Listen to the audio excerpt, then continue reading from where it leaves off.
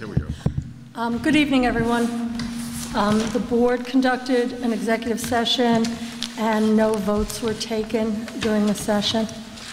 The first item on our agenda tonight is wonderful. It's an Eagle Scout recognition, and we have the Eagle Scout here, Glenn Bricado, and his mother, Gina, and his little sister, Francesca. And Glenn is going to come up and tell us. Glenn did, this was a two-part project at the Lake Carmel Veterans Memorial. And we recognized the other Eagle Scout earlier in the year, Arturo Torres. Arturo Torres did some of the paving work, and Glenn did the landscaping. And I drove by it today on my way home from work, and it's quite lovely. So why don't you tell us a little about it, Glenn? He put some pictures for you before I great. did it. Show you.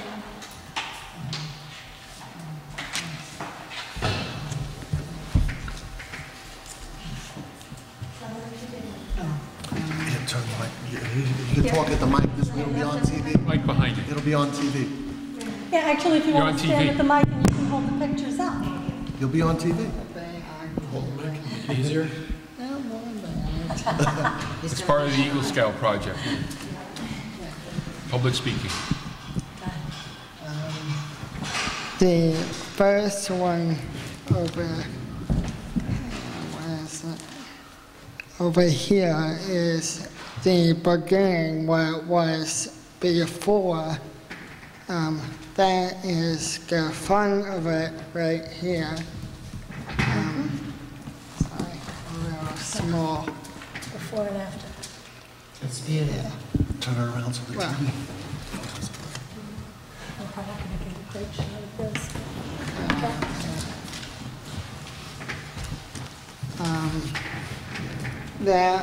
This is, I was going the, what I call it, railroad ties. I put in new ones. Right. The old ones were rotten Yeah, out. they were pretty So, awful. so I put new ones and made stairs so you could walk up. Same thing here. This is the boys that were helping me out. So that my dad and my uncle, family. So you had a good was- crew. Yeah. Those were some of the plants. That was one of the front plants.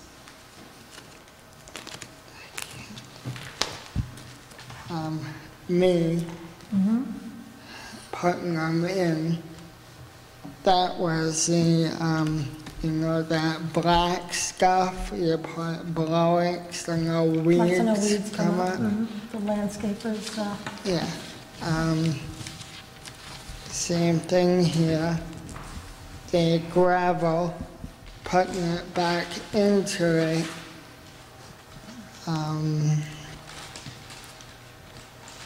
The plants, more plants. Me putting the gravel back into the setting. This was a lot of work. Yeah, you're telling me. How long did it take? How long did it take you? Couple of weeks, weekends. Put these good soil.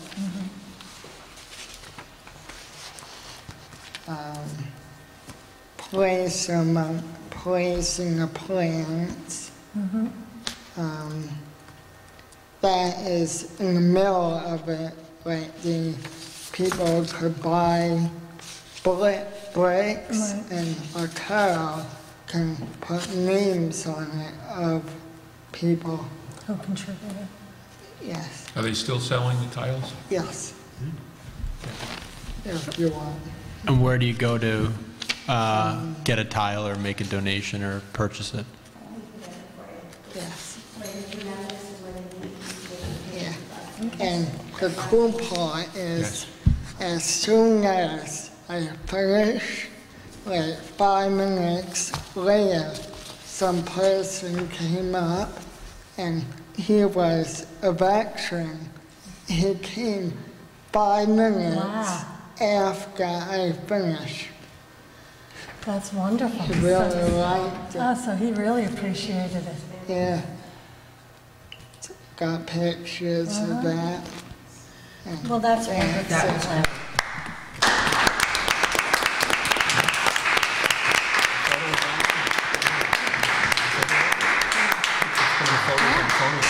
You know, maybe we can, if we could have copies of pictures, or if you could leave them with me, we can put them up on our TV station, because we're They have a putting photo photographs gallery. up. I can leave you, we can drop off some of the flyers for you. in case- All right, wonderful. Thank you. Yes, one more. I got this. Oh, yes, I have to sign this, absolutely. I will happily sign Yeah, this. you need a pen? Oh, you got a pen?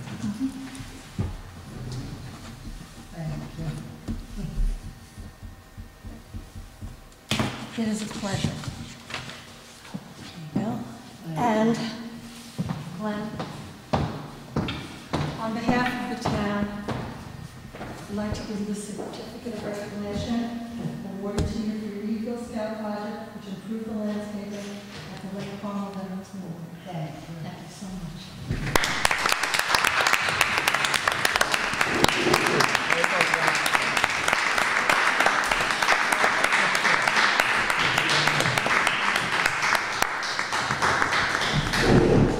This is a great example of what the Eagle Scout project, Glenn and the Torres boy have done. And I know we have a few more Eagle Scouts, and we can get some things done and put these young guys to work, and we appreciate it very much. Yes, thank you for all your hard work.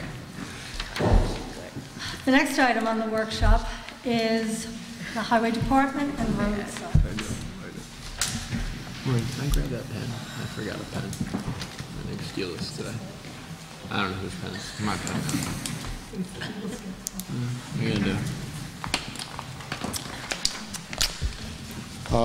I believe that we're here for the resolution with the signs. I guess last month or the meeting before, I had asked for a resolution, and Tim, correct me, I need a temporary resolution until I can redo my assessment of all the signs in the town in the springtime. I'm supposed to have an index of all our signs, our stop signs, our yield signs, every sign that we have, and they're supposed to be backed by a town board resolution. There's really no way to track them, and if there's any kind of a accident or any kind of thank you, Tim.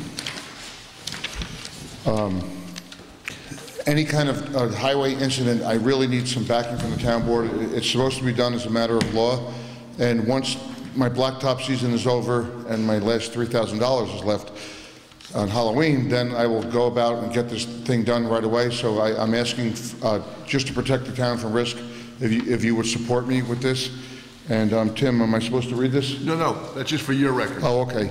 So I'm asking for that, and it includes all signs, stop signs, yield signs, speed limit signs. There's some speed limit signs that say 20 miles per hour, but state law says the minimum miles per hour should be 30 miles per hour, and unless it was done with I don't even think we have the power to make a 20-mile-an-hour sign within the town board. It has to be a 30-mile-an-hour sign, unless you're within a city. So there's a lot of legwork for me to do it properly. So I'm just asking you guys to support me with that. And then Tim, the other thing I spoke about today, should I speak about that? Sure. The survey. Yes. Right, the survey.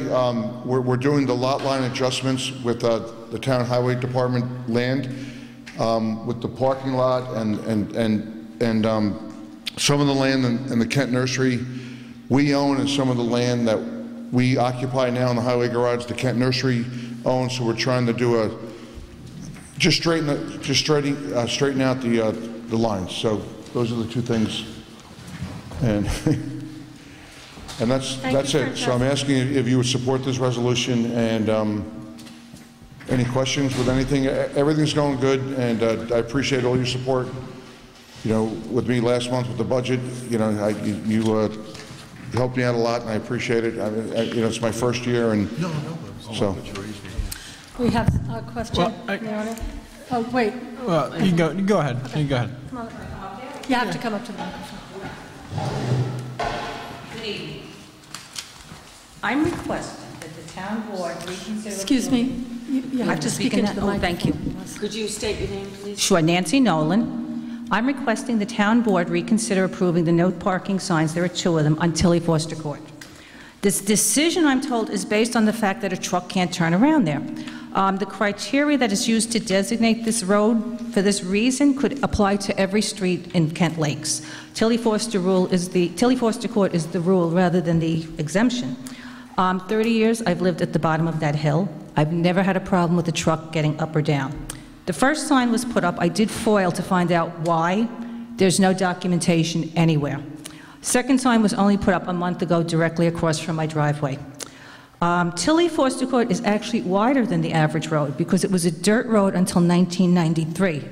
Before that time, my husband and I used to maintain the road. Unfortunately, he's deceased now. It is 17.5 feet wide at its narrowest point. So it is much wider up at top, and I don't see what the problem is with trucks going through. Apparently, I am the only residential street in Putnam County with not 1 but 2 no parking signs.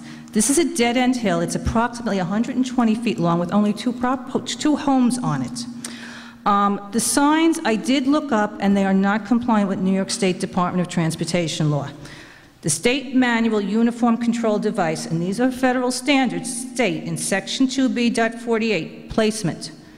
Within the line, the sign should be placed within the line of traffic flow in order to be visible to approaching traffic. They are not.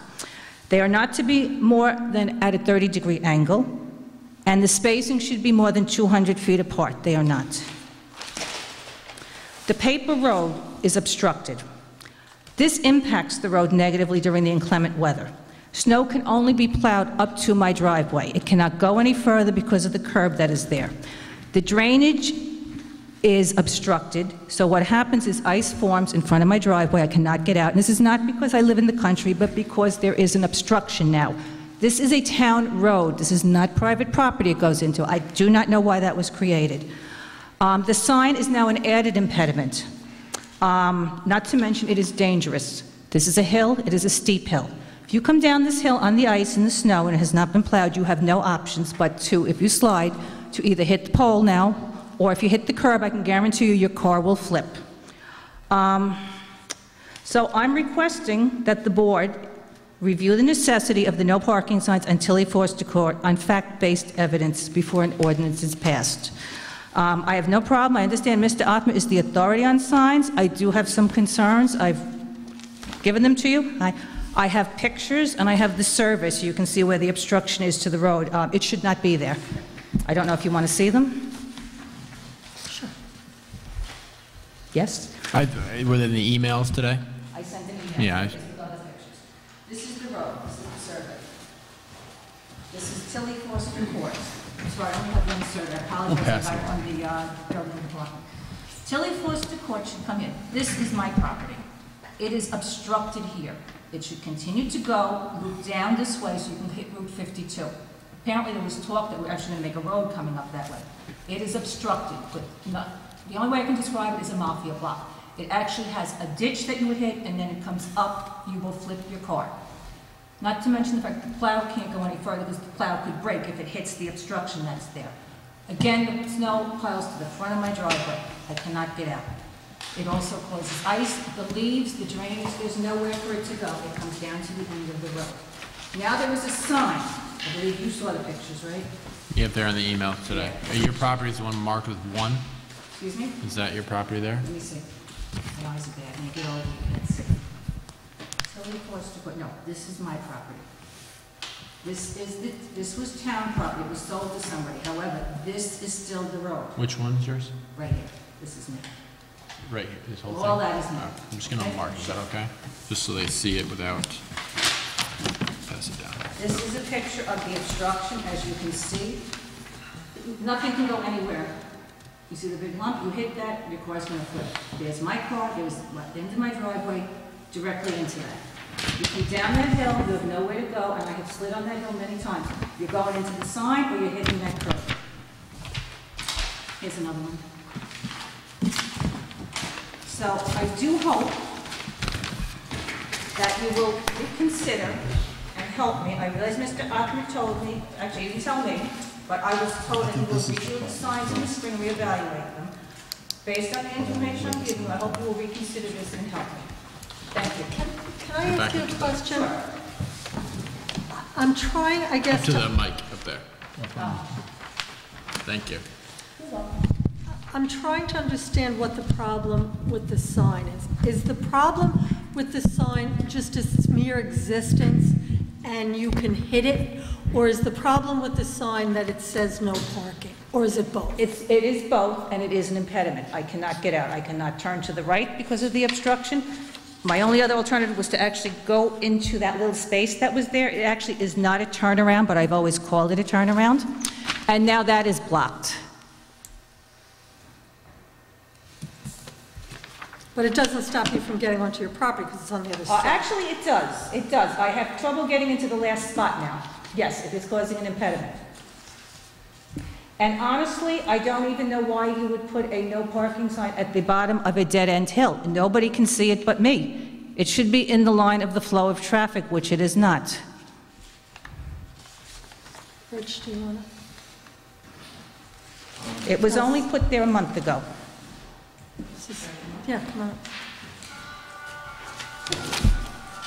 You gotta do something about that ringtone. I appreciate you putting Nancy Nolan sat down. I guess that's what And then you have the microphone. I can get out. Cecile Walsh. I own the property at the corner of Tilly Foster and Walkabuck. I've lived there 57 years. I would rather the sign stay. I think Mrs. Nolan forgets that she always complained that if anybody parked on the street, there would be no way for an ambulance to get down to her house or any kind of emergency vehicles. There were 2 signs put up, one on opposite ends of each other, one on this side of the street, one on this side of the street. The right-hand sign one mysteriously disappeared and was thrown into the woods and was retrieved just, I would say, a few months ago and put down at the bottom. Maybe you also forget the UPS truck couldn't get up a few years ago because of the wet leaves. It is a steep hill, so if there's wet leaves, the trucks can't get up. If they pull down, you just have to back down that road. The other neighbor at 16 Walkabuck has had her mailbox knocked down, I don't know how many times, by trucks going down that road. So I prefer the signs to be kept up. I don't want anything impeded. If there's a fire down at the end, there's a person on the left-hand side who owns property off the paper road. There's somebody on the right-hand side. I'm sure if there was a fire at that end, they would like trucks to be able to get down and not be blocked by 3 SUVs, which is probably why you can't get into, she can't get into her driveway now, because there's 3 of them. So I would prefer that it stays up. I don't see any problem with the curb. It's not impeding any turnaround. It's to keep the water from going onto the property of the person on the left-hand side. So that's how I feel. I would rather the sign stay. You had your turn, she has her turn. Thank you. We're not here to have inter-arguments. One of those pictures probably has the sign that's on my side. There's a little fence and then the sign. No, I didn't take a picture without one. Oh, okay. But there was only 2 signs. Last night, when I watched it on television, it was said that there were 3, but there's only 2. Thank you. Rich, do you want to? Thank you. Yeah, okay. I inherited this situation. The no parking signs were there, and there was one that was actually in a neighbor's garage. that was taken down by someone in the middle of the night. And what I was told by the guys in the highway garage, and that's why I'm asking for this resolution tonight, that all signs that exist, we endorse it right now until I can reassess it. But I was told by the guys in the garage, and they said they would come and testify, that Mrs. Nolan requested that the no parking signs be put up originally. You know, it's just, he said, she said. It is true that the signs are there. I really do not need to have the sign there. It's a matter of the neighbors against each other, and it was just a position that I was forced into I mean, you got my confidential email today, all right, so I don't even want to bring that up. But the one thing I want to say is the curb at the bottom of the driveway, I filed Tony Caravetta's files back, and Mrs. Nolan requested that the curb be built originally, and I have that paperwork, and then 5 or 6 successive years, it was requested by Mrs. Nolan to repair the curb from the snowplows.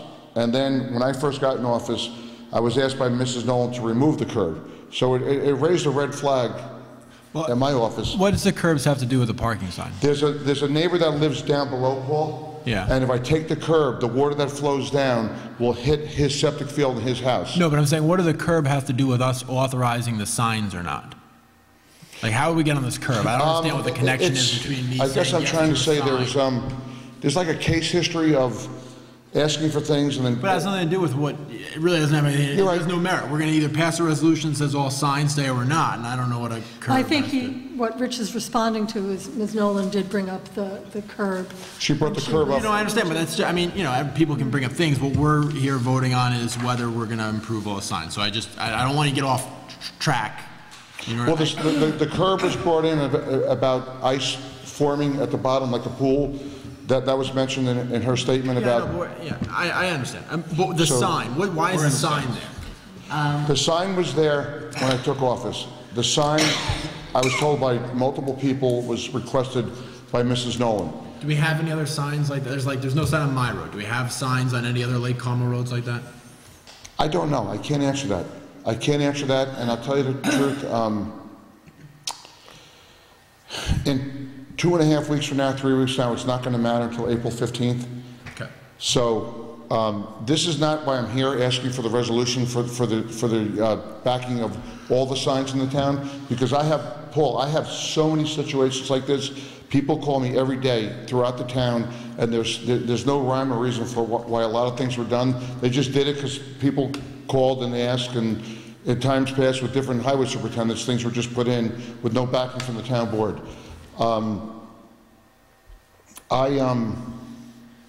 In my short time here, there's a case history on this street with neighbors. Yes, there is. And if I take them down, then the other neighbors are going to call me, and I don't know how to get out of it.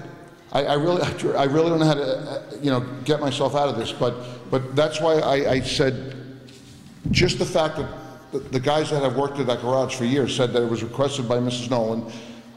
There's other things I sent in my email, which I really don't think I should say on TV. So I'll leave it at that. So I'm asking respectfully, approve my resolution that all signs stand as they are, and I will do my best this winter and this early spring to use common sense where signs should be and signs should not be. When do you think you'd have a reassessment of the signs done?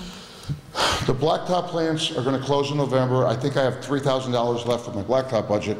And as soon as that's done, I have maps that the county, Adam Stiebling from the Emergency Service Center gave me maps of all our roads. And what I want to do is plot out every sign and have an index that I can use, so we can use it for accidents and everything else. And that's really the bigger picture here. This is minor to me. I know, Mrs. Nolan, it's major to you, but it's not to me. It's just I was told some untruths, and that's it. I'm not going to elaborate. From what I remember, Rich, this has been an ongoing problem for many years. And I do believe that when I first took office 7 years ago, that Mrs. Nolan, I think you and I had a conversation. I know that you talked to the supervisor, Kathy Doherty, about it. And I do believe at that time you wanted the sign up on the road to keep the neighbors that were parking on the road and blocking your driveway. And that's why the sign went up to begin with. It's Well, that's what I seem to remember. There was when this sign was put up, and it was put up in the wrong way. It's on the We'll wrong move on. side. The question right now is, why was the second sign put in front of my driveway just a month ago? I cannot understand why you would obstruct my being able to pull out when I've already have a pet impediment there. And in rebuttal to the fact that I had complained that emergency vehicles couldn't get down, my husband died of cardiac arrest back in 1995 in my home, okay? They always double parked there. The ambulance was able to get through and get him. Unfortunately, they could not revive him. So I do take offense to that statement. It is a very... Mrs. Nolan, I'm not trying to offend you in any way, and I lost a husband too. So you know. Okay, so I know what you went through, but let's not put this into the situation here. I do remember that the sign was put up at someone's request because the cars were blocking your driveway. They were parking there and blocking your driveway. Okay. I mean, I think at this point, what really is the important thing is that on November 15th, nobody's going to be able to park on the streets anyway, on the roads. So, I mean, I think we can't go road by road, because then we would have had, a packed house here with people saying, well, I don't want this sign, or I do want this sign. And if it's a matter of doing an inventory and an assessment, then, I mean, it would seem to me to make sense that you temporarily dissolve it tonight with the thought that in the spring, we'll come back after having revisited all the signs And it then can be be able to reevaluated. be reevaluated. Can we come up with a reasonable date? What would be a reasonable date? By May 1st? Well, April 15th is when the snow thing... No, but when can we have a reasonable date that you'll have your assessment done to report back to us? April 15th? It depends on how my winter goes. Because That's why, if I have a lot of snow, I can't Maybe you want to really... wait till May? Yeah, and one more thing, Mike, is that, look, Nancy, I never met you in person till tonight. I have nothing against you. The thing is, the sign was there, and you are right that there are no parking signs. The sign that is on your street, they're not, please let me speak. The signs are not congruent throughout the town. But what troubled me was that it was requested by yourself, and you can deny it or not. I really don't care if the sign's there or not, but what we have to do is come to a meeting of the minds between the neighbors. If the neighbors agree in the spring that we're going to all get along and the sign doesn't have to be, it's fine with me. Look, I just want to help people. I don't want to fight with anyone. I just want to help people out and use common sense. My question about this whole thing is, and maybe you can explain it better. So, the town of Kent's been here since like the 1800s, 1700s, whatever it may be. We've never had 1795. So I was right the first time. We've never had a town board resolution authorizing all the signs. That's your point, right?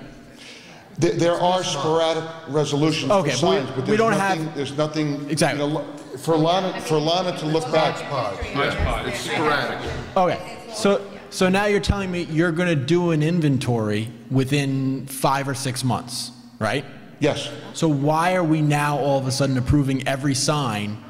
Why aren't we waiting for your inventory to be? That's the part of the process I don't get. So you're going to figure it all out, but we're going to approve it before you figure it out. And the reason for figuring out is I'm asking for a temporary resolution. But what's the point of that, though? I don't understand. The point is because we are at risk for accidents. We could be held long. And the regulatory signs, the yield signs, the speed limit signs, the stop signs, we are, and if a stop sign is faded and there's an accident there, we could be. So are we approving a faded stop sign then? If we approve all the signs in place now, we're not authorizing you to change stop signs. Well, Mrs. Nolan's forget Ms. Nolan for a second. Accelerated my request for that, but when I went to my Cornell classes, they said this is something that should be done.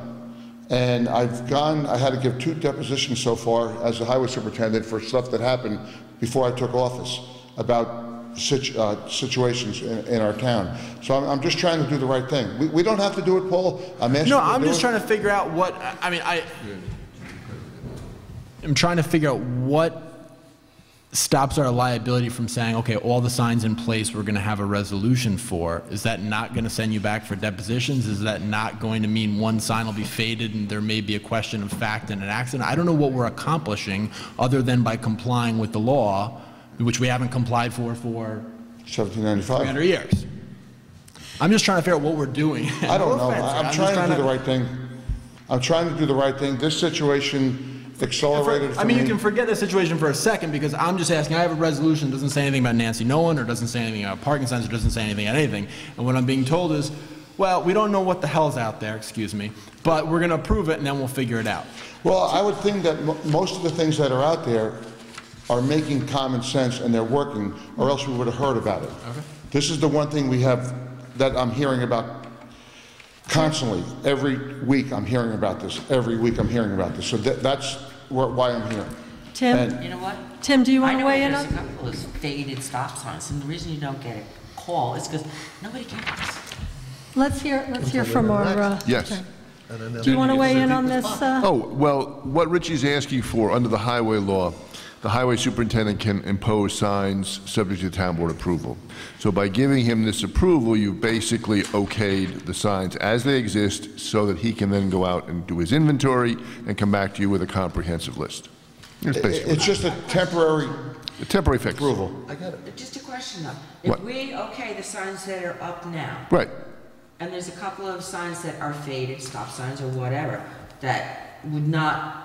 No, that would not insulate you from Are we liability. now responsible because there's faded signs? No, we are No, my responsible. That would Ultimately, this We're resolution. approving the signs as they're located, Located, just Not- location, Only, not the color, condition. Yeah. the fading. It's just We're only approving where they're the located. position. Right, and I think the point of this is to allow Rich To get our it- highway superintendent, to assess all the signs unfettered, and then present the board in the spring with an assessment of all signs, not just one neighbor brings up a sign, and so we have to respond to that particular situation. So you're saying without this resolution, he's not able to assess the signs in the town? No, I'm saying without this resolution, we can have this kind of debate for each road.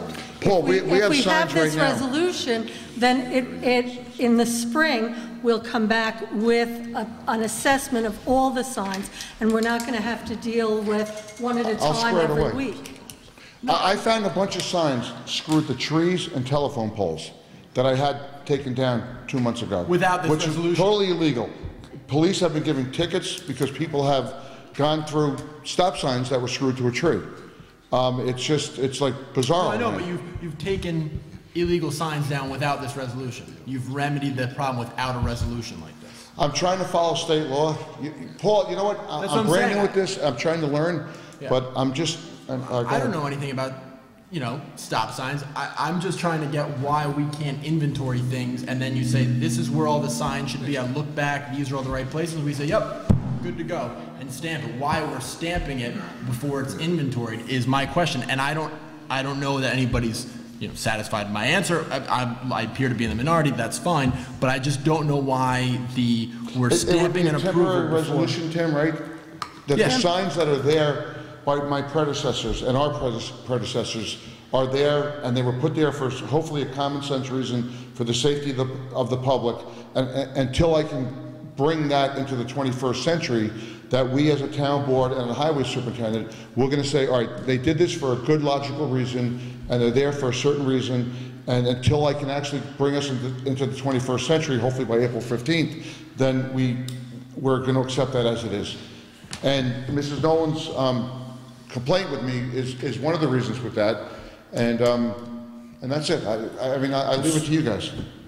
Historically, there are probably resolutions for 70 to 80% of the signs, if not all of them, but whether they can be retrieved and whether we can actually access them, that's the other problem. So it temporarily, well, it's also time-consuming trying to find the resolutions. If we can do an inventory and get a comprehensive list, as Richie says, it's going to speed a lot of things up. And then, as Mike said, this is only on the location. It doesn't come on the sign. And I'm just going to end my question here. Sure. Are you saying that under the town law or the whatever law we're talking about here, highway, that Richie doesn't have the ability to locate an inventory and report to us without a resolution approving the road signs? No. So I'm not this saying that. resolution doesn't really do anything except put our stamp of approval on the location of the signs. Yeah, It doesn't allow him to inventory or forbid him for inventorying anything. I'm just going to give an example, if I may. Sure. We're talking about no parking signs. Without this resolution, if someone goes and gets a summons by our police, they now come to our courts and they adjudicate that summons, and they say, there's no resolution approving that sign on that street. I would believe that summons would be thrown out. By us approving it temporarily, that summons now is legit. But what you're approving is the unknown. You don't know how many illegitimate signs are out there. We have to start. Well, that's what happened to Mrs. Nolan. She was given a summons, and rightfully so as a citizen. She said, where's the resolution backing this? And Lana would spend 3 weeks going through the records to try to find the resolution. So Mrs. Nolan has a legitimate question with that. So that's what I'm trying to prevent. It just so happens that your street is a special case because there's so many arguments with the neighbors. Request one thing, since we're talking about resolutions of existing signs, the sign that you just put down at the bottom of the hill, it really does serve no purpose. No one can see it but me. Would you please remove that one? That does, you put it in, I don't know why you put it in. Because you asked for it. No, I did not ask you. No, It doesn't matter. Chief, did you have? Well, that's the only concern. Come on up. By the town giving the blanket okay, if the town didn't give the blanket okay, would those signs be enforceable, like you were talking about, Mike? So I don't know if that would be a problem, if they could give just a blanket okay and then make those signs enforceable. Yeah. That'd be my only That's concern. what we're trying to alleviate, that kind of a loophole or that kind of a problem. There is none. I said that on record. There's no written documentation about the signs. The one that you just put in, I'm not even talking about. Okay. All right. I'll say one last time, I have multiple highway employees that I asked them today, would they come and testify in the town board, in front of the town board, that you requested that, and they said they would. Okay. Let's not. Okay. All right. Thank you. Let's end. Okay. Okay. All right. Okay. All right, thank you, Rich. Thank you very much for this. The next item is an item we discussed earlier in the year, and actually I thought that our code enforcer was going to be here. It's the proposed amendment. I actually put it on at the meeting section, but I don't believe we're ready to go to a public hearing on that, so I'd want to table this at that point. I think what we're really talking about here is not maybe the, exact wording. We don't have a local law per se in front of us. No. But we just have the change to the code. It's just for discussion, yeah, For that's all. discussion that was requested by our code enforcer. And the reason being, this actually isn't redlined. The current zoning section says not more than one commercial vehicle, including construction vehicle or excluding construction vehicle, may be parked on any lot in a residential district. And apparently that's led to confusion with people thinking you can have as many construction vehicles as you want, just as long as you only have one commercial vehicle. So our code enforcer and Tim kind of put this together to separate out commercial vehicles and construction vehicles separately, only allowing construction vehicles parked in a residential district if there is a construction project ongoing that's currently permitted. And that's the main change. That's his request.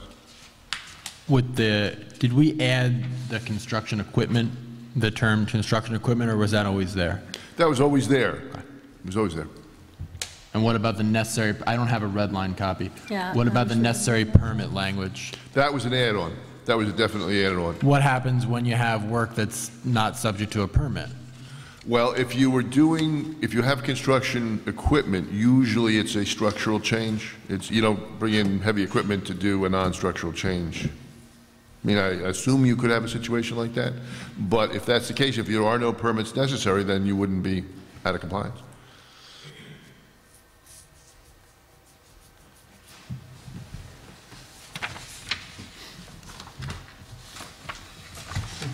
Yeah, the way the code is written right now, it almost seems like it's exempting Yes, it does. construction The vehicles language, the way it was rather originally than drafted, limiting yeah. construction vehicles. And I think that's just the clarification, that we also want to limit construction vehicles. And I had sent around an email, we didn't include it with the packet, with the, pictures of what some people have to look at in their yards. And, there've been a lot of there've been complaints about, having construction equipment. And there's also been instances when people have been cited for the construction equipment, and the judges have felt that the wording was too ambiguous to actually fine. Do we have a definition of construction equipment in the zoning code definition sections? I don't think we do. That may be, checked, but I don't that may think be so. something to look into, because there's a certain line where somebody's construction equipment is somebody else's not RV. construction equipment. Yeah. Obviously, Might not be the word construction. and I'm sure the code enforcement officer has an idea of the specific pieces of equipment that, we're going to try and regulate. Right, yeah, there was that. Yeah, I mean, Little one maybe we with should the have an colors. exhaustive list or something. Okay. But yes, we get one, because they exist. Okay. Anybody have any comments? Oh, about that? thanks. You use that. All right, so we'll work to flesh this out and make it, anybody else have any other suggestions other than defining It's true. construction equipment? Okay. The no smoking law, we kind of discussed this, beat a dead horse last time. And I provided members of the board, and went up on the website with two local smoking statutes, one for Patterson and one for the town of Carmel. Patterson's is pretty simple. Smoking in Veterans Memorial Park is strictly prohibited for the purposes of this section. Smoking shall include cigarettes, cigars, pipes, or any illegal substances or any other form of smoking. Nice and neat. The Carmel statute is, it's a little fancier local law and states its purpose, and is very similar to what we originally had proposed, the smoking or carrying of lighted cigarettes and other smoking materials, including but not limited to cigars, pipes, and the like, at all town of Carmel parks and their facilities, as well as the public beach, is hereby prohibited.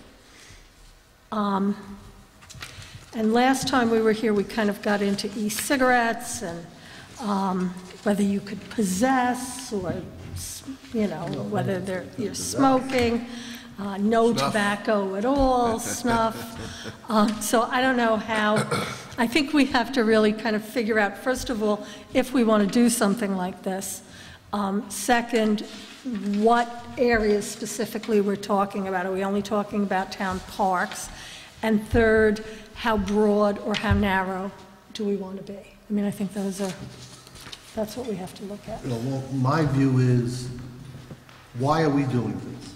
Because we believe that smoking is bad, and we don't want to influence children. Mm-hmm.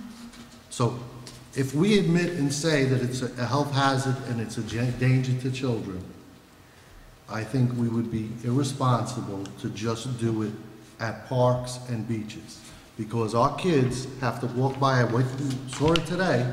There's a group of people standing in the walkway right in between the parking lot and the library, all waiting to come into court today, standing there smoking, and our kids are walking just past them and standing outside with their parents.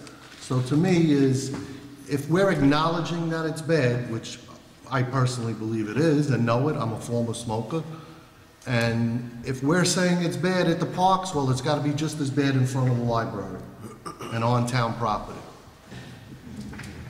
That's just my view. You're pushing it. My interest, when we started out, was the town parks. And I know there's one thing that I read in the memo, smoke-free. I'd like to go a little bit further in the town parks, tobacco products, no tobacco products. We've seen older teens, teenagers chewing tobacco, and so I would hope that that would be included. I see where Mike's coming from as far as town hall, the library and stuff, and possibly a compromise there is how the county is set up, but sometimes, you know, who's going to be the smoking police? But smoking is a hazard, and I'll support no smoking wherever we can do here. But I would ask tobacco products, chewing tobacco. When I see, you know, I don't know how the kids, but when I was down at that park with the older boys field, kids chewing tobacco, and some of the older adults chewing tobacco, and kids are watching this. So, you know, they see the ball players on in the major leagues, and they copycat. And so if it's no smoking, let's include tobacco products. There's a lot of mouth cancer, tongue cancer, and everything else that these things bring on besides lung cancer. So that's where I am in this. But I think we need to move ahead of this. Penny, Paul? I just think we need a sign, no smoking, period. I think if we start getting into this, I mean, it's going to get a little ridiculous. And, you know, I'm not going to go and check kids' mouths to see whether they have tobacco or bubble gum. And I'm sure you don't want to either. So I just think signs, you know, smoking prohibited, no smoking is enough. It's your turn. Yeah, I mean, you know, that's probably the biggest opposition to this law. I would stand in favor of a ban on smoking at the parks.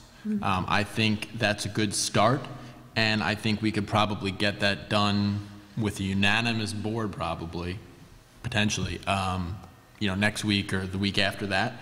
And if, you know, if we want to, because that's really where you, in my mind, you have people who are not smoking affected. People who are not smoking are affected by secondhand smoke. And that's, I think, probably the prime area of concern here, is that you don't have kids inhaling somebody else's smoke. So that's, I think, how you deal with that problem. And then, you know, I'll hear arguments about everything else. I think that's the quickest way to stop smoking at parks and to have a close to unanimous ban against it. And I would actually consider town hall. I would consider it. But I think I'm not ready to vote on that yet, and I haven't heard, you know, I think the resolution that we've noticed everybody is no smoking in the parks. So I don't think it would be fair to craft a law real quick that says no smoking everywhere without giving the same heads up in the next meeting and the next meeting, so. As far as smoking at town hall, it used to be that because of the courts, there are people waiting to go to court, and they, for whatever reasons, are nervous, upset, and feeling the need of a cigarette. I think we know what reason. Yeah. So we moved the smoke, it's not an ashtray, it's where you throw your butts. We moved that further down so that they wouldn't be smoking up by the doors and putting their cigarette butts in the planters, which was what we were having problems with, and it was disgusting. So that did help a lot. Now, if someone is down by the flagpost smoking a cigarette, I'm not sure that, I mean, I'm here a lot. I don't see kids running back and forth that are going to be in contact. Now, you said that there were kids in the parking lot, and there were people smoking. You know what? Tell them to go over there and smoke. You can tell people, please don't smoke here, go over there and smoke. I don't think you need to plaster the walls and the ceilings and everything else with no smoking signs. I think, you know, people have to use common sense.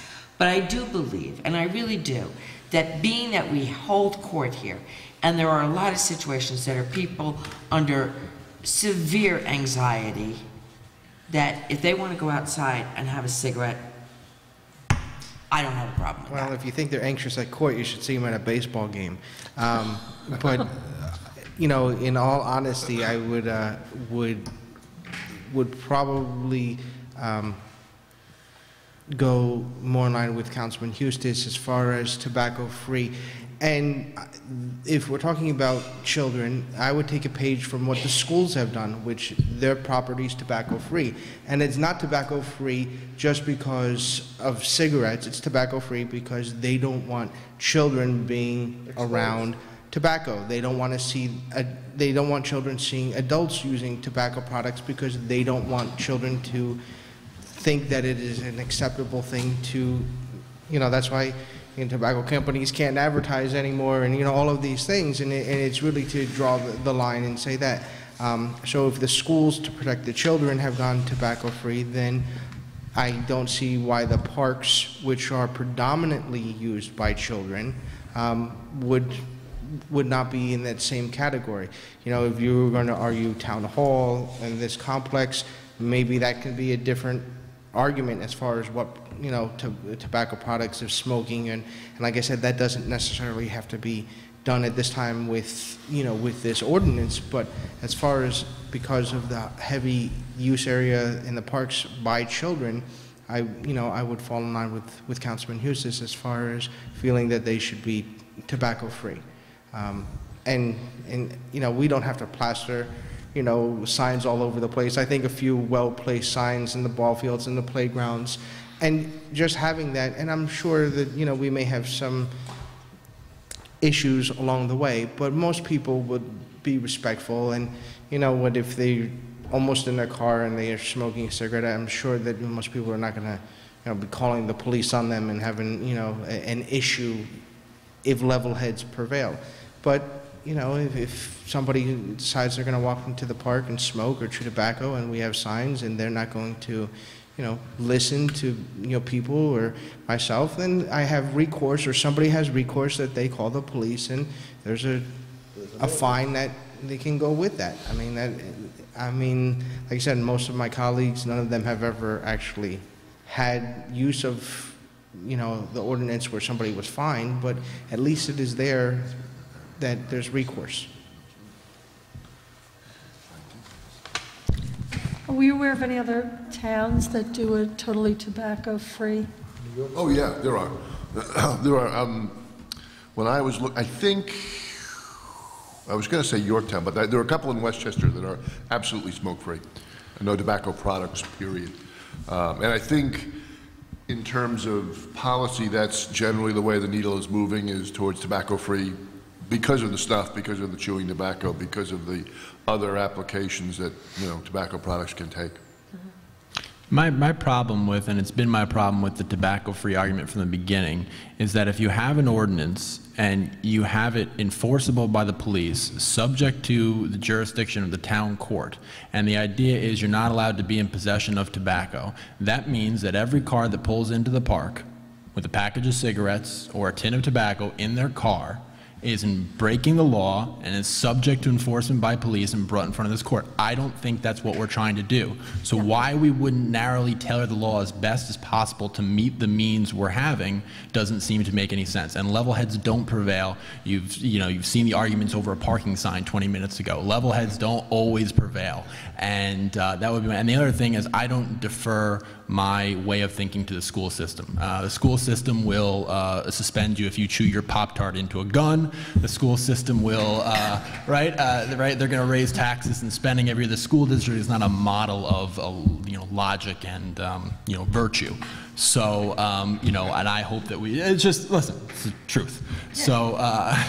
So I don't take my cue from that, and my concern is if you don't narrowly tail it, it'll never happen. Nobody will ever be arrested for having a package of cigarettes in their car, but I don't know why we would, put a law in the books that could possibly allow that to happen.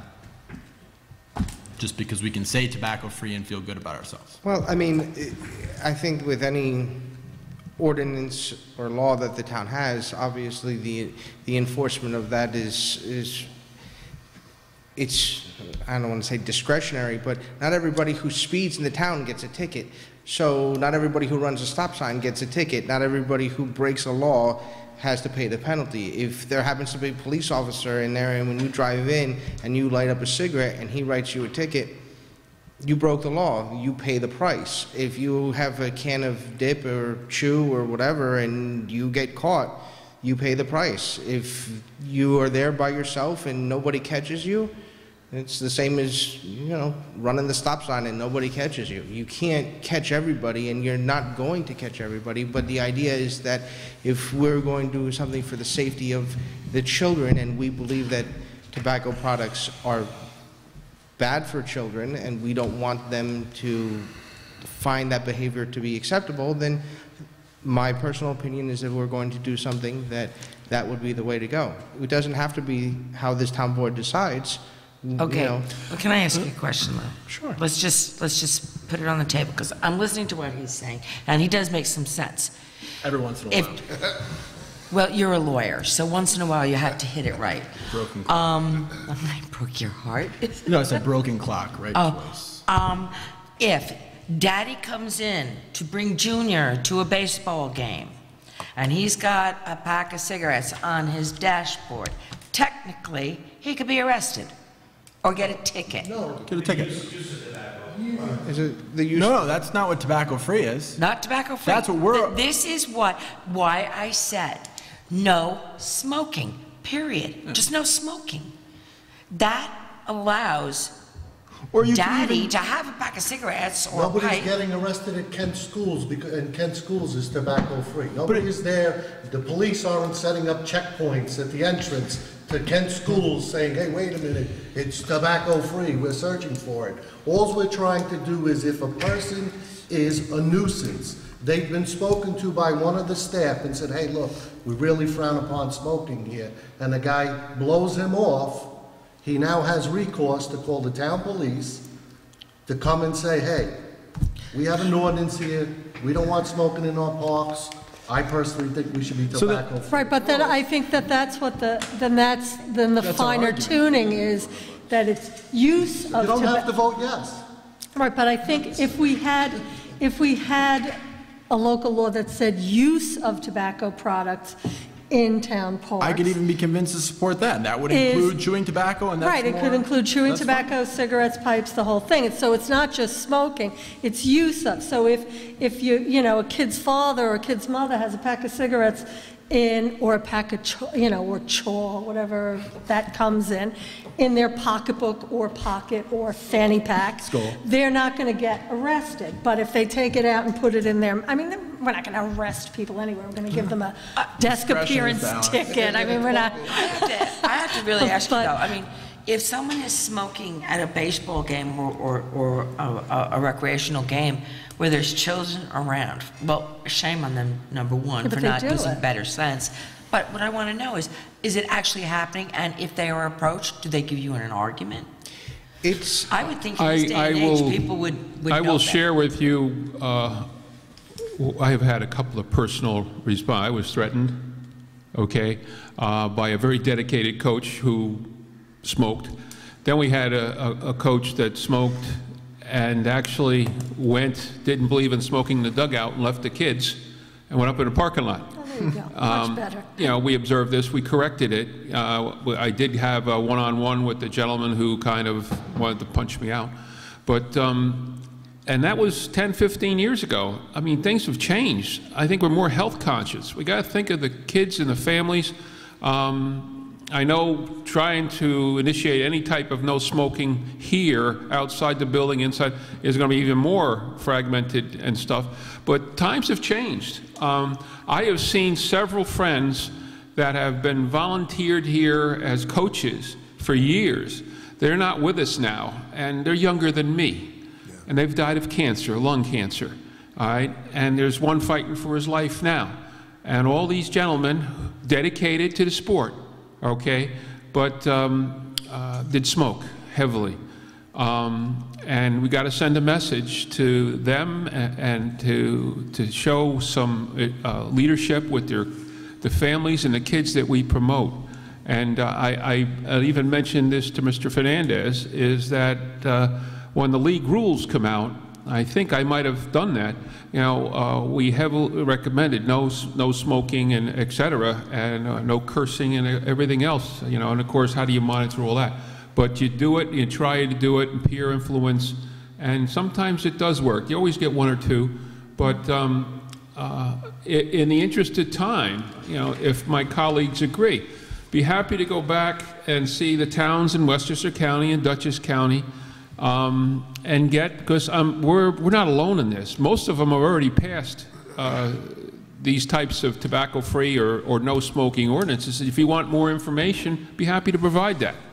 We're not reinventing a new wheel. There's a lot of these resolutions are out there already, and it's because we're in a new world now and health conscious. Well, I mean, I think if we narrow it to use of tobacco products at town parks, it kind of covers everybody's concern. Joyce? Yeah. What you basically have been discussing is that the town of Kent town parks are tobacco-free. Use of tobacco products is prohibited within the town parks. That's Simple? fine.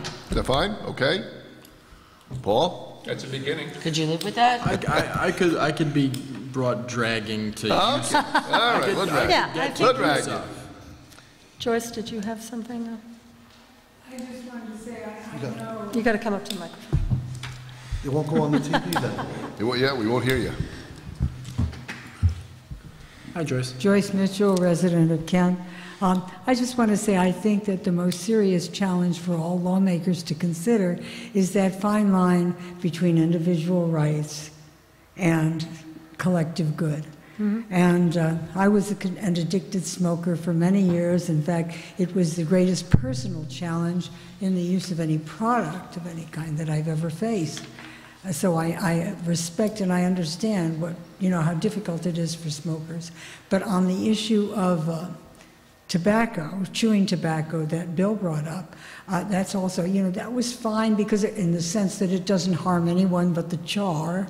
But that's in a day when they had spittoons and bars and so on.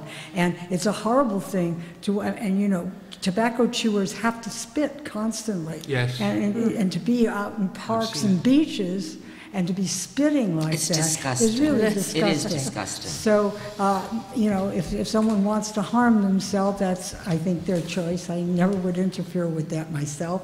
But to harm others and to create that kind of waste, public waste, is awful. So I just congratulate you if you come to some conclusion that will protect. And I don't know, you were talking about parks. I didn't hear beaches mentioned. Beaches but that would be part of it. And the beaches are already, at the Lake Carmel Park District already has a no smoking. Yeah, they do have a no smoking ban.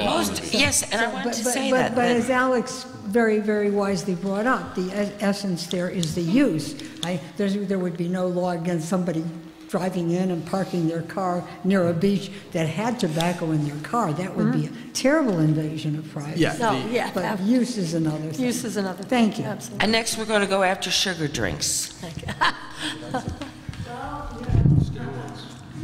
Teenagers and steroids. No, that was Bloomberg.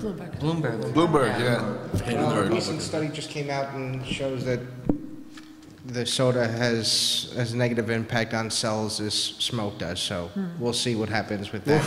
One thing at a time. Not get past this one. I'm not saying I want to touch that one. I'm just saying, the more research is done. As far as your question, do we have issues? Occasionally you have people that just don't seem to pay attention or know any better than to smoke in close proximity You have to stupid the people. children. There's stupid people there are out some there. people that We know that. realize that they're at the park and whatever, and they will go out to the parking lot or they will go to their car. But you have some people that will stand right at the playground and smoke right into the playground. So you have other people that will go off into the woods and you can't see them, and they'll go and smoke. So you have the gamut as far as what people will do and what they think is tolerable. But you will have people that will sit there and say there is no rule. I can smoke, I can chew, I can do whatever right here in the middle of the playground because you will have people that will stand up and defy you even though they'd be surrounded by kids, they will stand up there and they will smoke and they will do it and they won't care. So, I mean, it's unfortunate, but that's, you know, if everybody, you know what, if everybody went out to the parking lot or everybody out to the middle of the woods, this would have never come across my desk and I would have had the complaints I had. But unfortunately, people are not like that.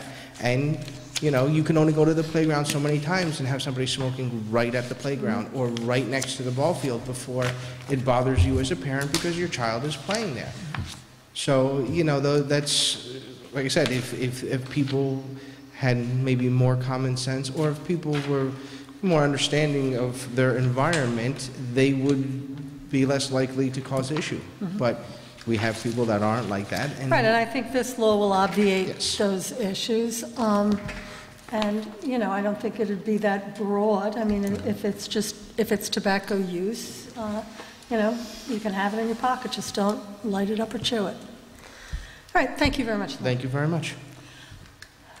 The next item is the sewer district. I just put this on at the request of one of our board members. Yeah, I'll be really quick. I just wanted to, we were trying to get, I believe, Jeff Cantelmo to appear, and then it didn't work out, but I thought we should keep it on the agenda because I do hear stuff. I know Bill hears stuff from a lot of the business owners and you know, people who are leasing property. They're very concerned about the costs and everything. And I think that as a result of those concerns, I do have some proposed minor changes to how we're actually going to bill for this, possibly. And I think we can discuss that when Jeff comes in or whoever comes from Inside Engineering to talk about it.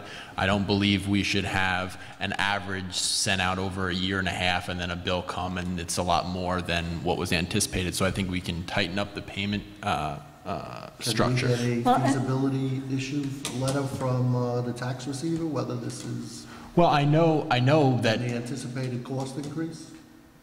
Well, I mean, the difference between sending out one letter a year and sending out 4 letters a year is whatever it is, you know, $1 a person or so on and so forth. But man hours.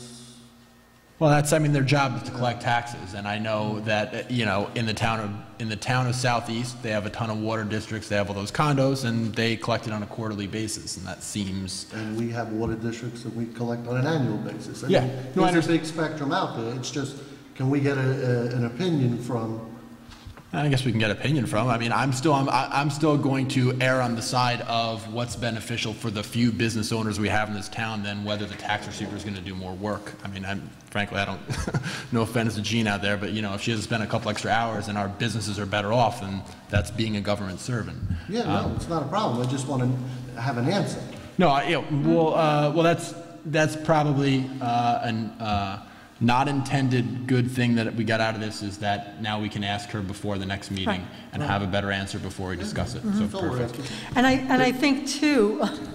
I agree with you, but I mean, everything has been pushed back on this project because originally, you know, this project was going to, the wastewater treatment plant was going to be up and operational by, I thought it was September 15th, then it was October 1st. Now it's, you know, November 1st. So in essence, I mean, if the plant isn't even operational by the time people hook up, it's actually going to be just held, right? Well, they're going to, well, and also people at this point, I mean, the point we're at is not everyone who is in the district has sent in their plans. The first step is to send in their plan for a hookup, have it approved, and then go ahead with hooking, you know, their property into the lateral provided.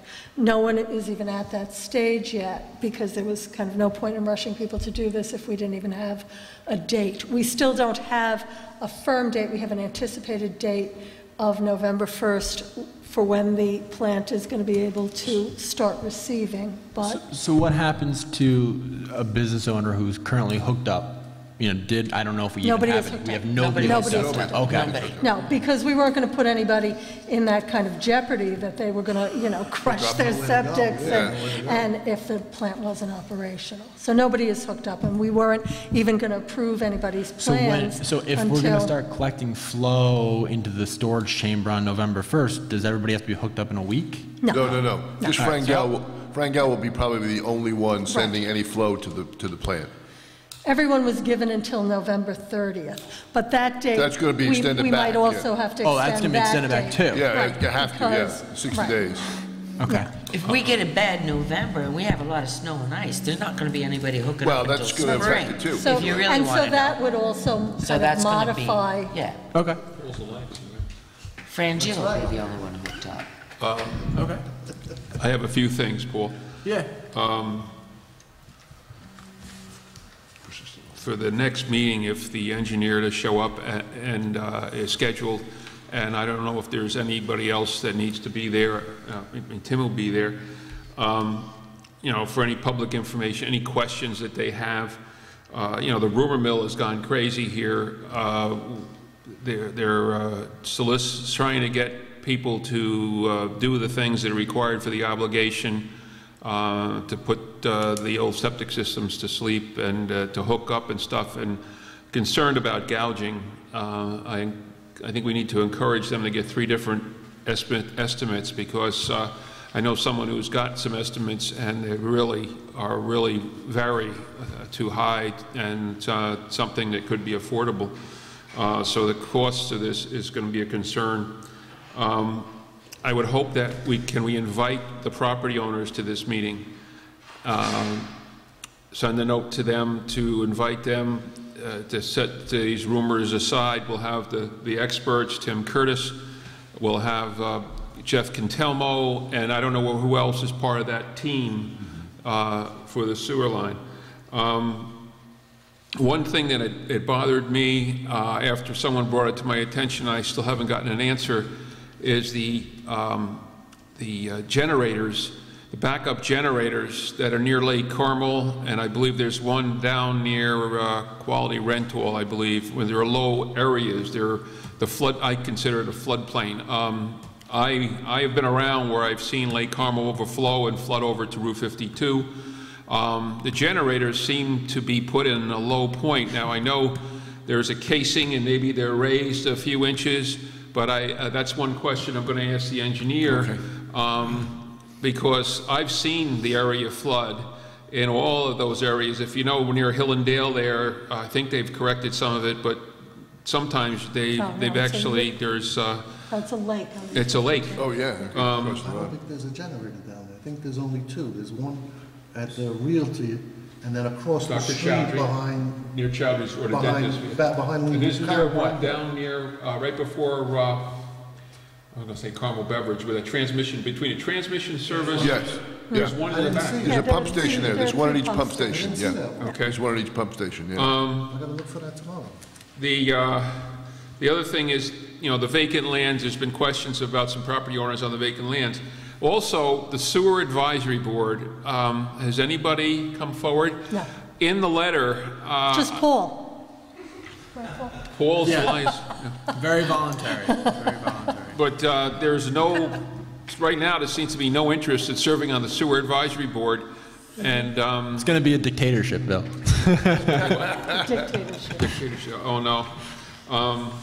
I think the gouging... Has enough advertisement for a committee actually gone out? Yes. I haven't seen anything. Has That's an enough advertisement. advertisement. Has enough advertising gone Yes. out? Individual owner. You sent a letter to every individual owner. It's pretty much as good advertising as you can get for Right to the owner's doorstep. Yeah. I haven't gotten any calls with anybody interested. I've gotten a couple of... I received one phone call Oh, from a did? resident inquiring what it entailed. That was it. Okay. And the other thing... Excuse me? I think I know a couple of people who probably would like to serve on the sewer advisory. They have to be property owners in the district. Property owners in the district. They have to be property owners. In the district. Oh, all of them? And has there been an ongoing dialogue with the DEP representatives? Oh, yes. Yes. Should they be, I don't know what you call it, legal terms, interested party? They are. Oh, Invite someone here to this too? yeah. Because- I mean, DEP and the DEC have been intimately involved in the project, and it would not, I'm sure they would send a representative if you requested it to come to the meeting. Yeah, you They could would. call Bob Ravallo. Yeah, Bob Ravallo would come. Okay. And we did hire the conveyance group. We're doing the contract. The contract Tim just, and, yeah, the contract This thing's just going came to in. start up in November. God forbid something goes wrong. Yeah, no, We're we- prepared with a process, an Right. emergency process. They provided us with a form of their contract, and I sent that contract to Tim Right. and to Jeff Contalmo at Insight and Eric. And Jeff actually, late today, sent some of his suggestions. Yeah, I have comments to come in too, yeah. For, the technical aspects Right. of the contract. So we just really have to tweak it, but, Right. they're aware that we want to start That will this be in soon. place by November 1st. Yeah, that's not a problem. Anybody else? So now, do we want to do this on November 6th? November 6th is the public hearing for the budget. I don't know how long that's going to go. Well, if nothing's going online now until, it's going to be pushed back further than November 30th? Is that what we're Yeah, their comfortable in connection's going to saying? be pushed back further than November 30th, yeah. Then, I know people are saying they would like to have firm answers to some questions, and this does keep getting pushed off, but I mean, if we're not hooking up into December, I guess there's no harm in pushing it one more meeting. I don't care if we want to do it after the public hearing, I just don't know how long. Obviously, we don't know how long the public hearing's going to go. Hopefully, everybody's very satisfied with the, well, we'll see what the preliminary budget is, but people should be satisfied with the tentative budget. So we'll say November 6th? Well, why don't we the agenda doesn't come out until, the day before or something? So we can just tentatively say we'll put it on, and then we'll see if it seems like there's going to be a lot on the next agenda, we can always push it off. Okay, but you got to make sure you have the engineer and whoever is part of that team that can answer the questions. Otherwise, absolutely. Maybe we should just stop the rumor mill. Right, we're going to have to do that. maybe we should just ask the All the phone availability calls go to of Paul, both days. All right, so I'll ask the availability, and I'll contact DEP too, and see Yeah, and Jeff. if to we make sure can Jeff get is a available. date that everybody can be here, so everybody's questions can be Like answered. the Merchants Association. Yeah, and the Chamber of Commerce, Chamber or of just, Commerce. Yeah, I got a call from the chamber today. I said, you don't need to come tonight, it's just really informational, so. Okay. All right, so then we'll coordinate with them and see if we put it on either the 6th or the 18th. Are you talking about budget meetings now?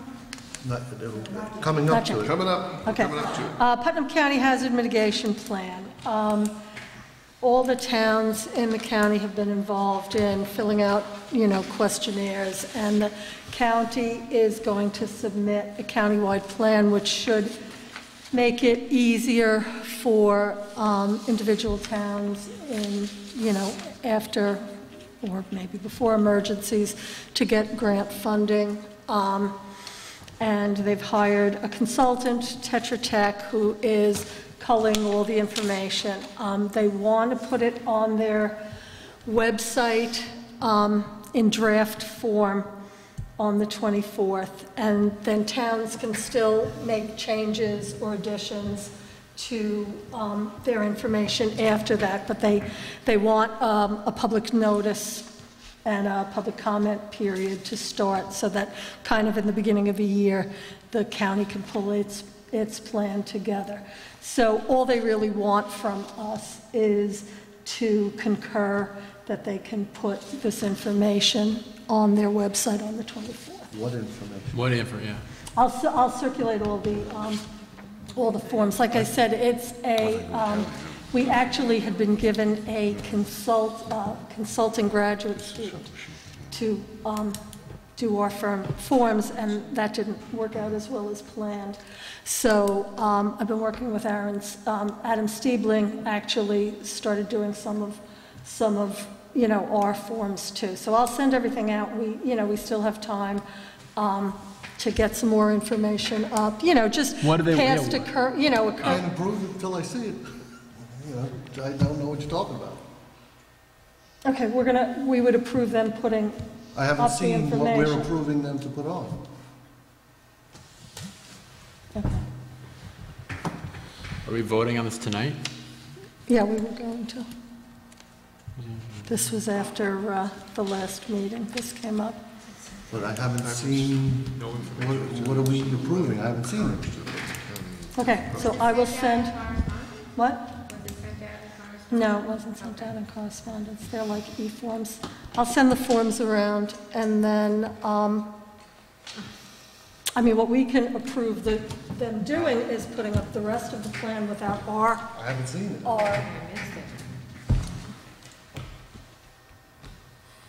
Yeah, well, nobody's seen the full plan. Well, I'm not comfortable approving something I haven't seen. Okay. So we have to tell the county what our past occurrences of disasters are, so some guy in a consulting group can do a better job of I hate grants. I hate them. Oh. They're the worst things in the world. I mean, we'll tell you. When there's an emergency, we'll let you know. I mean, isn't that enough? Isn't that enough? Oh, yeah, for them? you have to like identify, your areas of concern and what measures you've taken, they're absurd forms. All right, so we'll table number 5. 6, right? 6? No, 6 is just the discussion, 5 in the meeting. Okay, the budget meetings and public hearing announcement. We will have the tentative budget, as this vast crowd knows, is on the website, providing for a 0% tax increase. We will be having meetings with department heads beginning this coming Thursday, the 23rd of October. And we will be having meetings on the 23rd with the Kent Library, the Kent Police, and the courts. And then following that... At what time? Oh, right, very good. The meetings will start at 6 p.m. Yes. I think Alex gets preference because he's at every meeting. I think he comes first. Joyce Mitchell again.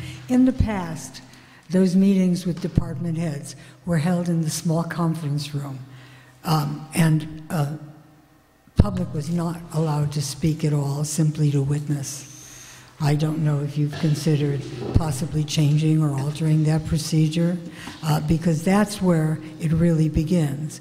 And my own observation, having attended those meetings over years, has been that department heads have not been held publicly to the responsibility that they should be in terms of explaining. It's sort of the way it works, or the ones I've observed, is that the department heads come in and they say, well, last year I got X amount of dollars, so this year I need 20 more, or 30 more, or 20%, or 5%, whatever it may be, how it's expressed. And nobody ever starts with really explaining every item on the budget and why it has to be. And I'd like to see a greater depth of investigation when speaking to department heads. And in addition to that, I would like to see the board, and of course, I'm not really speaking for Kent Fiscal Watch because I haven't asked the board for approval, but I don't think there's anyone on that board that would disagree that you reinstate something that was introduced by Joe D'Ambrosio when he was on the board, much against the approval of his other colleagues, to have quarterly public budget meetings in the town. I realize it's additional work for the board, but in the interest of transparency, which there are 3 people sitting on this board that ran on that as a basis, I would ask that you consider this seriously and do it, and that the meetings with department heads be held in a location that does allow the public to attend. Well, I mean, the public can certainly attend, and I have to tell you, I'm talking Joyce, about comfortably, because the way it was held in the small room there was barely room for the board, the department heads, and we'd be squeezed into a corner, and there was no opportunity to film or anything like that. So it was, in fact, we tried one year, and it was ridiculous. The supervisor hid her head behind everybody else, and it was a circus. well, we could have it in the conference room behind the meeting room, which is a larger space. I mean, I know personally when... I don't think thousands are coming. Yeah, I don't think either, that's understand. what I'm saying. It's a larger space than that conference room, it can accommodate more members of the public. And, I mean, I have to tell you, I don't anticipate that these meetings are going to go totally line by line, but I can tell you, when I met with department heads, I mean, we did go line by line, and I think, you know, some of the lines are self-explanatory, some are a little trickier, and I think if people have questions about specific, you know, lines, I don't think anybody would have an objection to answering questions. I think anything that we can clarify for members of the public is a good thing. I don't want these meetings to go, you know, 16 hours. No, I don't but, either. I don't have any objection to members of the public asking questions. No. Well, if you try it and nobody comes, you know, then I would certainly respect your decision to narrow it down, but I would hope that that kind of inclusiveness will be presented as a policy and see if people, the public, will take the responsibility to participate. Yeah, and I would encourage members of the public that do want to attend. Like I said, the budget is on the website now. You go to the town board, you know, you go to E-code and it's under the budget section. It's pretty clearly laid out. We have like a 3-page summary sheet so people can kind of see, you know, where some things were deleted and, you know, some of the savings and some of the increases. And we tried to explain, you know, just give a very quick picture of where the budget is and how we got there. And, you know, some of the lines, I mean, I have to say, when Chief DiVenere came in, you know, it was like, oh, let's go through, you know, some departments don't have a lot of fat, and those were harder to cut. Some that did, you know, we cut as much as possible. But I certainly welcome the public, members of the public to come and ask questions, and I would hope everybody takes the opportunity beforehand to at least familiarize themselves, you know, with it, so that if you have, you know, questions in advance, they can be answered. I don't have a problem with the public coming and answering questions, but I do believe that the process goes through the town board and gives the town board the chance to ask questions and to question lines of the budget. And I think it might be difficult at that time if we have the public constantly, and I'm not saying it might not be constantly, but it could be constantly, giving their opinion and their look at the budget at that time. I would welcome input as long as it doesn't become a process of they're putting the budget together and we're just sitting there trying to figure it out, because we're trying to work on it too.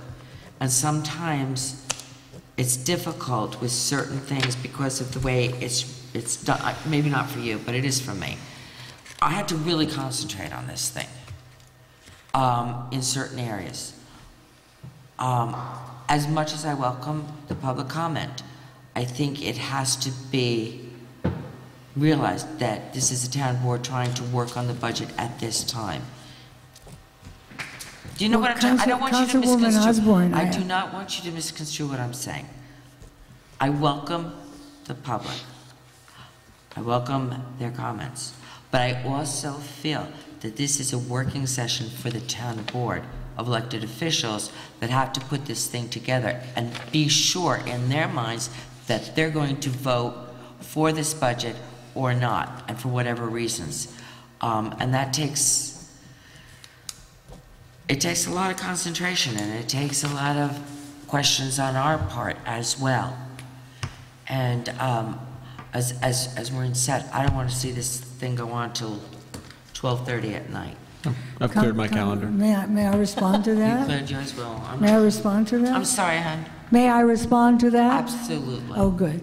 Well, I believe, Councilwoman Osborne, that if you are concentrating on it, and if you are asking questions of department heads about their budget, that questions from the public, given in turn and under control and courteously presented, should only enhance your understanding of the budget rather than interfering with your concentration. Thank you. Thank you. I think probably we could maybe run it like we do the town board workshops. Usually we have an agenda item, town board comments on it, then the public comments on it. So I mean, if you want to break it down to where, you know, Alex comes up, presents his police budget, we, you know, we ask him questions, and then usually when the town board's done, then we open it up to the public. I mean, that's.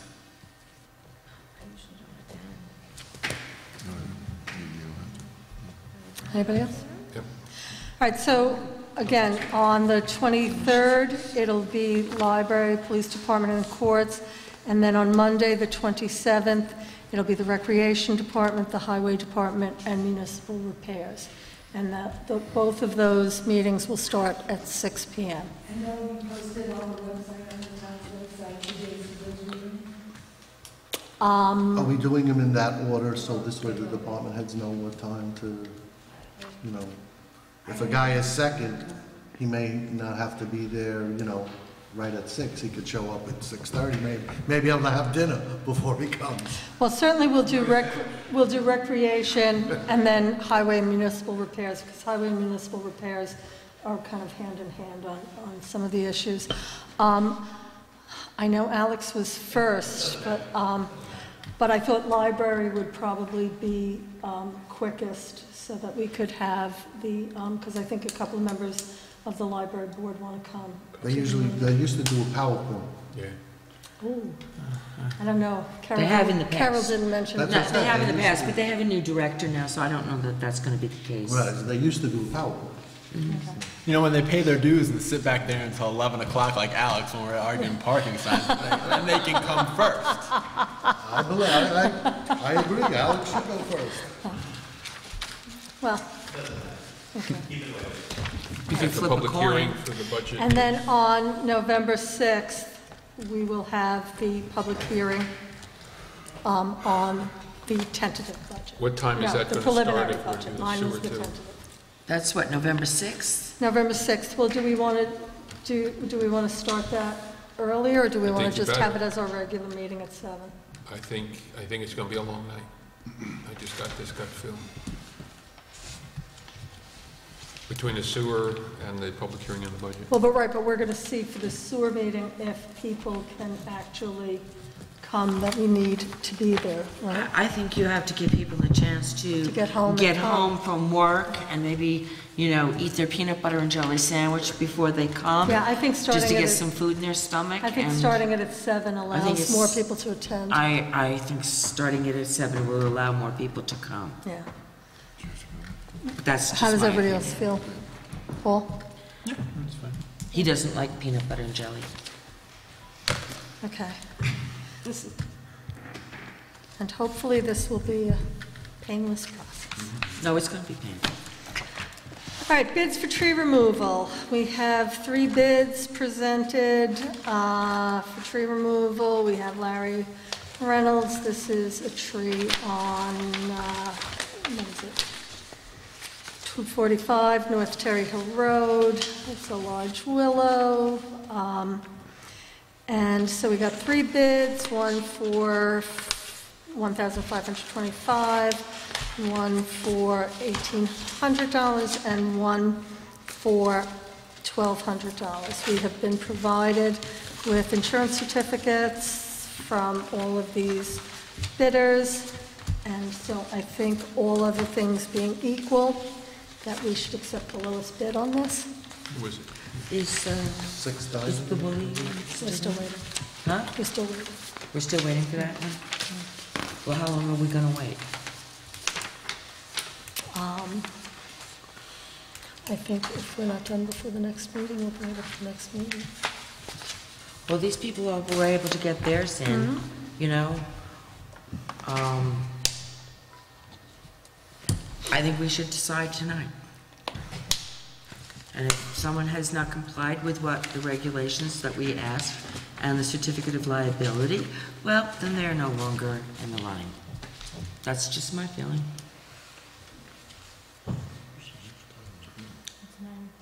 I thought we were thinking about going to highway to start taking down trees now.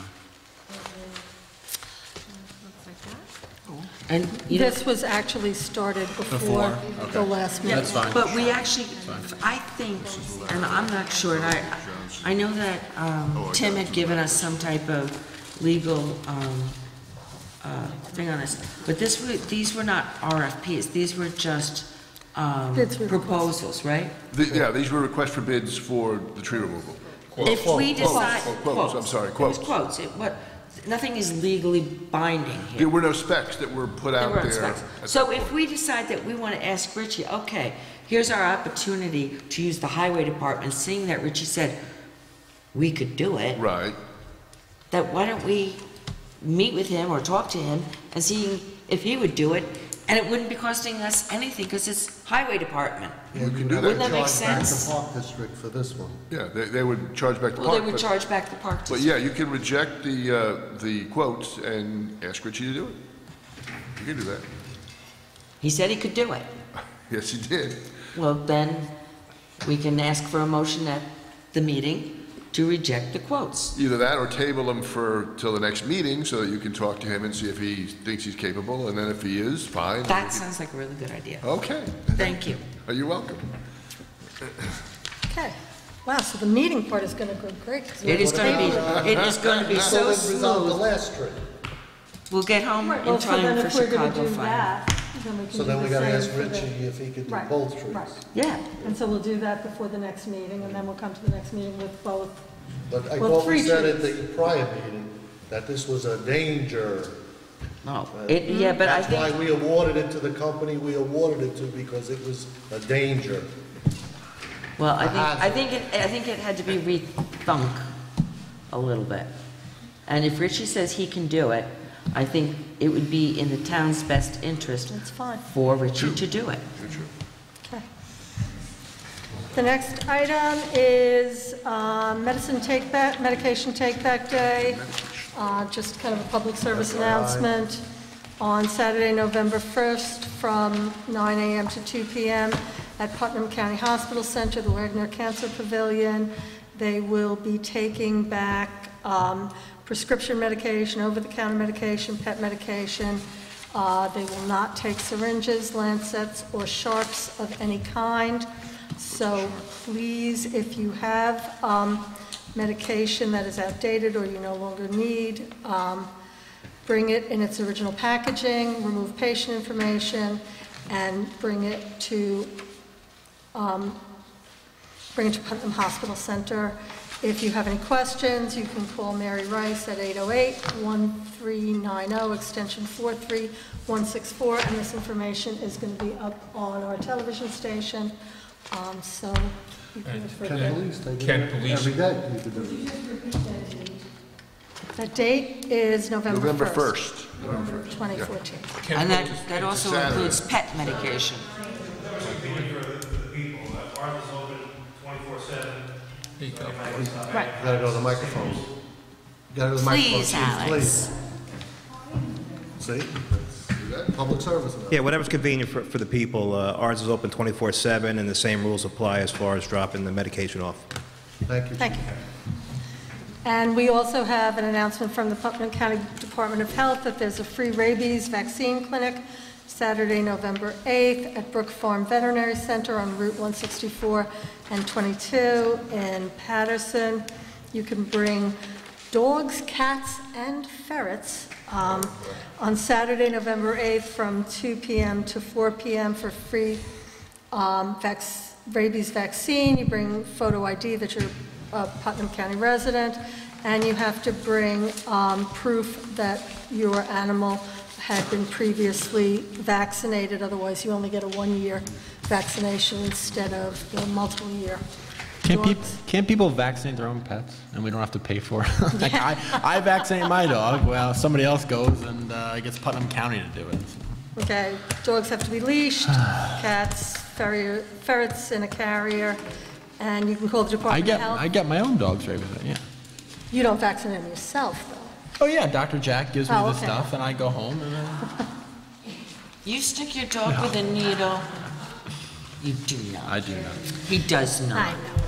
And then the last thing on the workshop agenda is Putnam Hospital is celebrating its 50th anniversary on October 29th, and that actually is the 50th anniversary, and they have asked us to provide a proclamation to them, which our town attorney has prepared.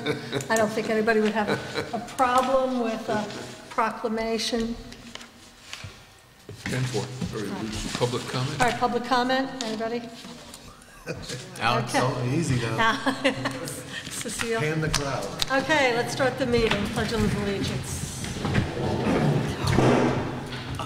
Pledge allegiance to the flag of the United States of America and to the republic for which it stands, one nation, under God, indivisible, with liberty and justice for all. Roll call. Supervisor Fleming? Present.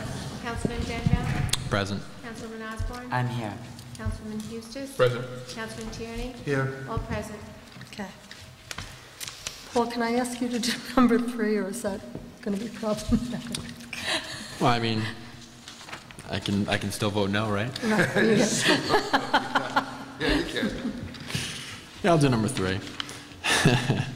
I'd like to make a motion to approve all existing road signs in the town of Kent as they exist via resolution, which I'm sure I have here.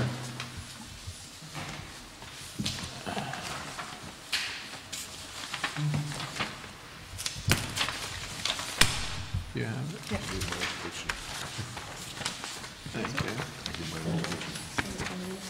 All right. Whereas the Kent Highway Superintendent Richard Othmer is requesting that the town of Kent passes resolution approving all town road signs as they presently exist, and whereas the town board wishes to approve all town road signs as they presently exist, pending a reassessment by the Kent Highway Superintendent. Now therefore be it resolved, the town board of the town of Kent approves all road signs as they presently exist until such time as further reassessment is conducted by the Kent Highway Superintendent. I make that motion. Second? All in favor? Roll call. Councilman Deschamps? No. Councilwoman Osborne? Yes. Councilman Eustace? Yes. Councilman Tierney? Yes. Supervisor Fleming? Yes. Motion carries. You want a table 4?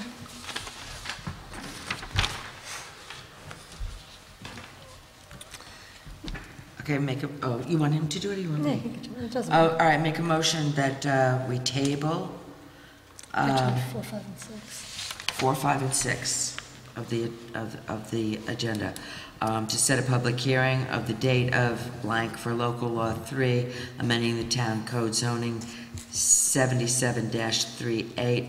We'll table that. And 5, I'll make a motion to table authorization for the town supervisor to send a letter of, Concurrence. I wrote through this, I can't read it. Concurrence. Oh, concurrence to the Putnam County for posting of the county hazardous mitigation plan. I'll make that motion. One more. And I will also make a motion to, Table the tree. to table the, authorize the town supervisor to contract with blank, blank, blank for tree removal at 245 North Terry Hill Road. Second. All in favor? Aye. Who seconded? Okay. Mike or me? Michael. Okay. Oh, aye, Mike. I make a motion for the town board to approve. Did we vote on that? Yeah. Yes. No, I know I was waiting for the second, but I don't know that. I didn't. All right, never mind. I'm tired. I make a motion to approve a proclamation for Putnam Hospital Center's 50th anniversary, whereas the Putnam... Second. Okay. As provided by the town attorney. As read. All in favor? Aye. Aye. Okay, go ahead, Bill. I'd like to list the claims for this month. They're over the threshold. Arkel Motors, Auto Parts, $3,771.04. City Carting and Recycling, that's the Lake Carmel garbage, $4,382.43, and also $5,848.36. Dubin Steel Buildings, Inc., recycling roof, $2,100. Goosetown Communications, GPS and the radios, $20,130. H.O. Penn Machinery, truck repair, $62,786.88. Inside Engineering, that's for the Route 52 sewer, $12,516.64. Jasper Engines, it's auto parts, $3,154.50. Jim Williams' Welding for truck 25, $17,000. Brian Kosenberg, truck 23, I believe that's welding, $2,200. Lumar Plumbing, repipe the well lines in Water District Number 1, $3,180. Mitchell 1, it's renewal of Pro Demand, $3,240. The New York State Department of Civil Service, October's health insurance, $155,957.25. The Risk Management Association, that's training and for municipal repairs, $2,500. Royal Carting, that's the recycling garbage, $4,515.57. The State Controller, that's Justice Court fines and fees, $21,102.02. Town of Kent Municipal Repairs, this is the chargebacks for sanitation, the Sanitation District, $3,973.37. Vinyl King, that's assigning dormers for the new town hall, $4,000. Windstream Telephone Service, $3,647.15. I ask you approve these claims. Discussion? Goosetown, $20,000, I don't remember seeing that voucher. Aren't they up there? I don't know, I never saw it. I don't even know why are we being billed $20,000. It should be in the clip.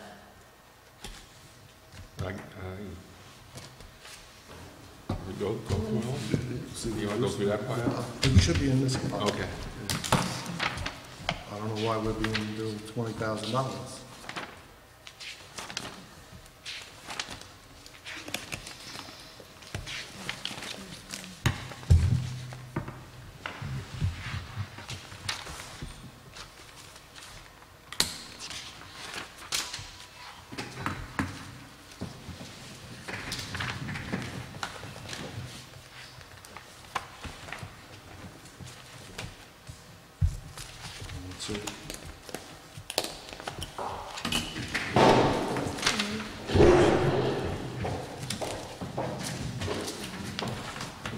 It's easier to flip them over. Oh, here it is, here it is, here it is.